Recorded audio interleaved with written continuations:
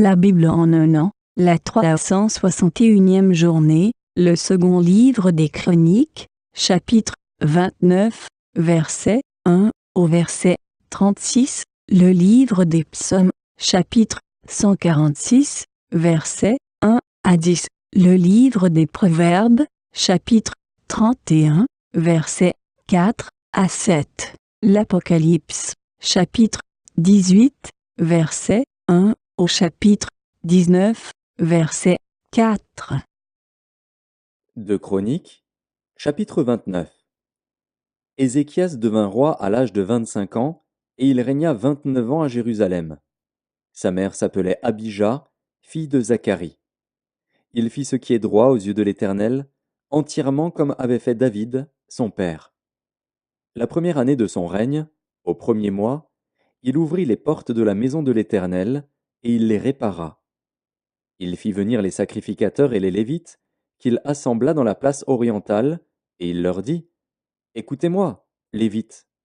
Maintenant sanctifiez-vous, sanctifiez la maison de l'Éternel, le Dieu de vos pères, et mettez ce qui est impur hors du sanctuaire. Car nos pères ont péché. Ils ont fait ce qui est mal aux yeux de l'Éternel, notre Dieu. Ils l'ont abandonné, ils ont détourné leur regard du tabernacle de l'Éternel et lui ont tourné le dos. Ils ont même fermé les portes du portique et éteint les lampes, et ils n'ont offert au Dieu d'Israël ni parfum ni holocauste dans le sanctuaire. Aussi la colère de l'Éternel a été sur Juda et sur Jérusalem, et il les a livrés au trouble, à la désolation et à la moquerie, comme vous le voyez de vos yeux. Et voici, à cause de cela nos pères sont tombés par l'épée, et nos fils, nos filles et nos femmes sont en captivité. J'ai donc l'intention de faire alliance avec l'Éternel, le Dieu d'Israël, pour que son ardente colère se détourne de nous.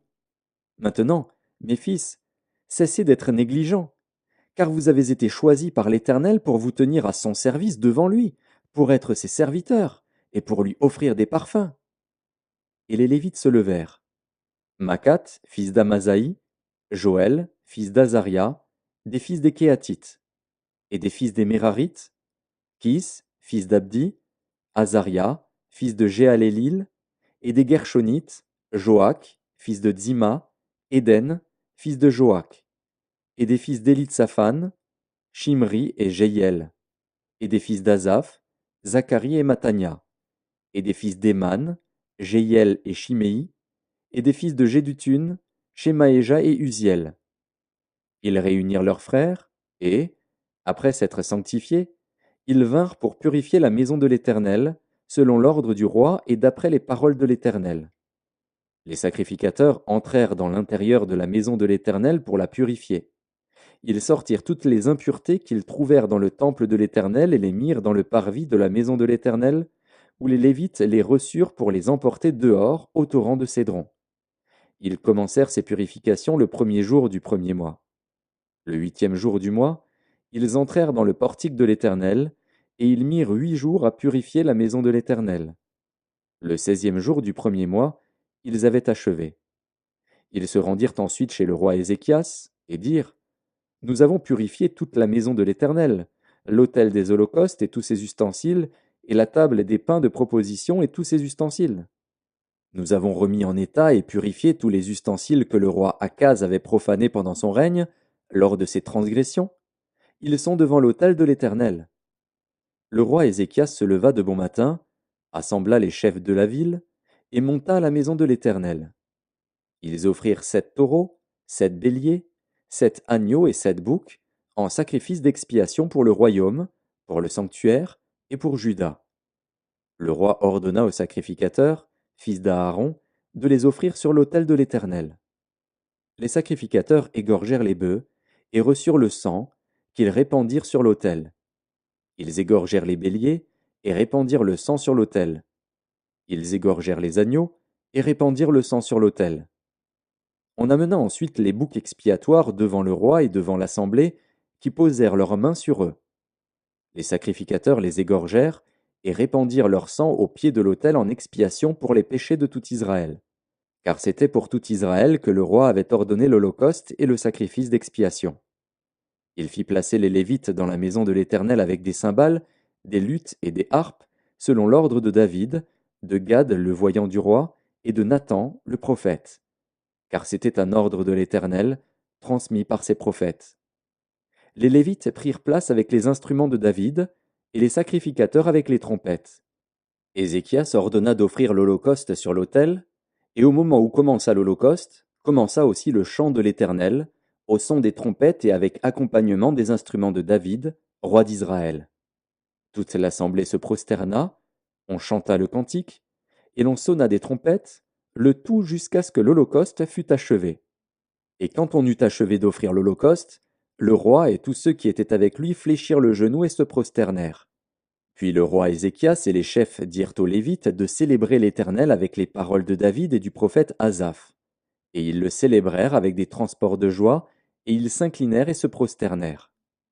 Ézéchias prit alors la parole et dit : Maintenant que vous vous êtes consacrés à l'Éternel, approchez-vous, amenez des victimes et offrez en sacrifice d'action de grâce à la maison de l'Éternel.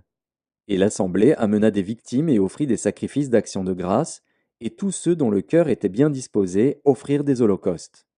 Le nombre des holocaustes offerts par l'assemblée fut de 70 bœufs, 100 béliers et 200 agneaux. Toutes ces victimes furent immolées en holocauste à l'Éternel. Et l'on consacra encore 600 bœufs et 3000 brebis. Mais les sacrificateurs étaient en petit nombre, et ils ne purent dépouiller tous les holocaustes. Leurs frères, les Lévites, les aidèrent jusqu'à ce que l'ouvrage fût fini, et jusqu'à ce que les autres sacrificateurs se fussent sanctifiés, car les Lévites avaient eu plus à cœur de se sanctifier que les sacrificateurs. Il y avait d'ailleurs beaucoup d'holocaustes, avec les graisses des sacrifices d'action de grâce, et avec les libations des holocaustes. Ainsi fut rétabli le service de la maison de l'Éternel. Ézéchias et tout le peuple se réjouirent de ce que Dieu avait bien disposé le peuple, car la chose se fit subitement. Psaume 146. Louez l'Éternel. Mon âme loue l'Éternel. Je louerai l'Éternel tant que je vivrai. Je célébrerai mon Dieu tant que j'existerai. Ne vous confiez pas aux grands, aux fils de l'homme qui ne peuvent sauver. Leur souffle s'en va, ils rentrent dans la terre, et ce même jour leurs desseins périssent. Heureux celui qui a pour secours le Dieu de Jacob, qui met son espoir en l'Éternel son Dieu. Il a fait les cieux et la terre, la mer et tout ce qui s'y trouve. Il garde la fidélité à toujours. Il fait droit aux opprimés, il donne du pain aux affamés. L'Éternel délivre les captifs, l'Éternel ouvre les yeux des aveugles, l'Éternel redresse ceux qui sont courbés, l'Éternel aime les justes, l'Éternel protège les étrangers, il soutient l'orphelin et la veuve, mais il renverse la voie des méchants. L'Éternel règne éternellement, ton Dieu, ô Sion, subsiste d'âge en âge. Louez l'Éternel. Proverbe chapitre 31. Ce n'est point au roi, Lemuel, ce n'est point au roi de boire du vin, ni au prince de rechercher les liqueurs fortes, de peur qu'en buvant ils n'oublient la loi et ne méconnaissent les droits de tous les malheureux. Donnez des liqueurs fortes à celui qui périt et du vin à celui qui a l'amertume dans l'âme, qu'il boive et qu'il oublie sa pauvreté et qu'il ne se souvienne plus de ses peines. Apocalypse de Jean, chapitre 18. Après cela, je vis descendre du ciel un autre ange, qui avait une grande autorité, et la terre fut éclairée de sa gloire. Il cria d'une voix forte, disant : Elle est tombée, Babylone la grande. Elle est devenue une habitation de démons, un repère de tout esprit impur, un repère de tout oiseau impur et odieux. Parce que toutes les nations ont bu du vin de la fureur de son impudicité, et que les rois de la terre se sont livrés avec elle à l'impudicité, et que les marchands de la terre se sont enrichis par la puissance de son luxe. Et j'entendis du ciel une autre voix qui disait : Sortez du milieu d'elle, mon peuple, afin que vous ne participiez point à ses péchés, et que vous n'ayez point de part à ses fléaux.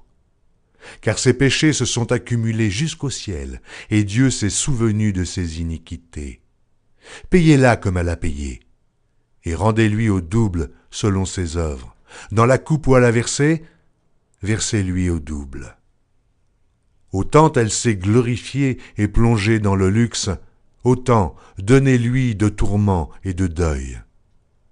parce qu'elle dit en son cœur, « Je suis assise en reine, je ne suis point veuve, et je ne verrai point de deuil. » À cause de cela, en un même jour, ces fléaux arriveront, la mort, le deuil et la famine, et elle sera consumée par le feu, car il est puissant, le Seigneur Dieu qui l'a jugé.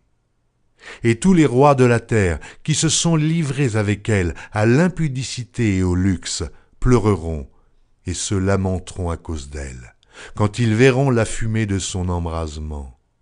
Se tenant éloignés dans la crainte de son tourment, ils diront « Malheur, malheur, la grande ville, Babylone, la ville puissante, en une seule heure est venu ton jugement. » Et les marchands de la terre pleurent et sont dans le deuil à cause d'elle, parce que personne n'achète plus leur cargaison.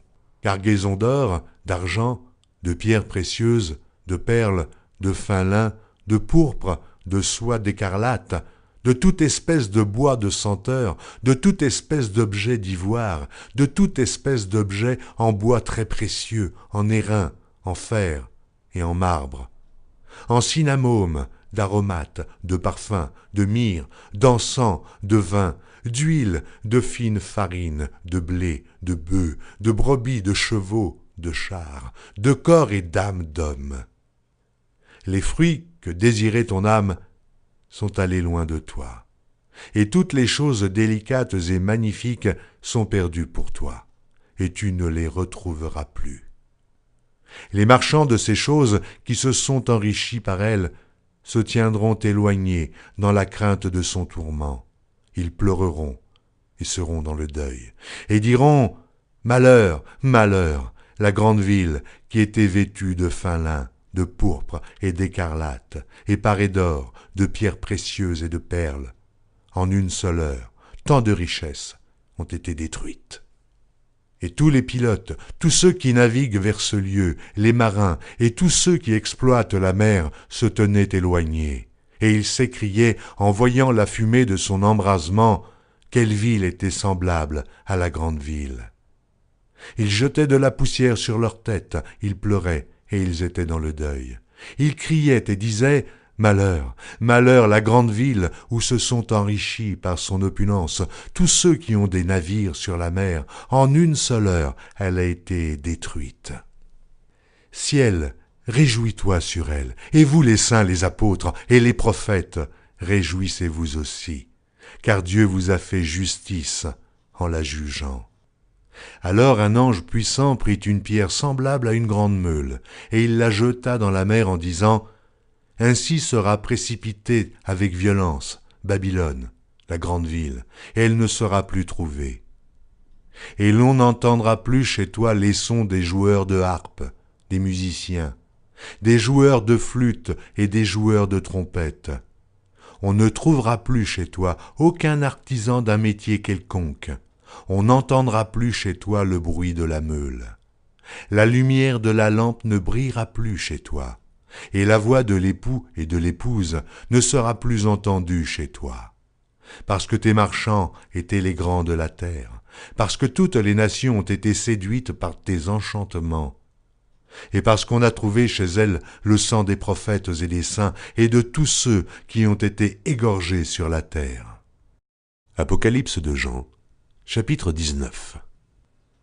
Après cela, j'entendis dans le ciel comme une voix forte d'une foule nombreuse qui disait « Alléluia, le salut, la gloire et la puissance sont à notre Dieu. Parce que ses jugements sont véritables et justes, car il a jugé la grande prostituée qui corrompait la terre par son impudicité. Et il a vengé le sang de ses serviteurs en le redemandant de sa main. Et ils dirent une seconde fois « Alléluia !» Et sa fumée monte au siècle des siècles. Et les 24 vieillards et les 4 êtres vivants se prosternèrent et adorèrent Dieu assis sur le trône en disant « Amen, Alléluia !»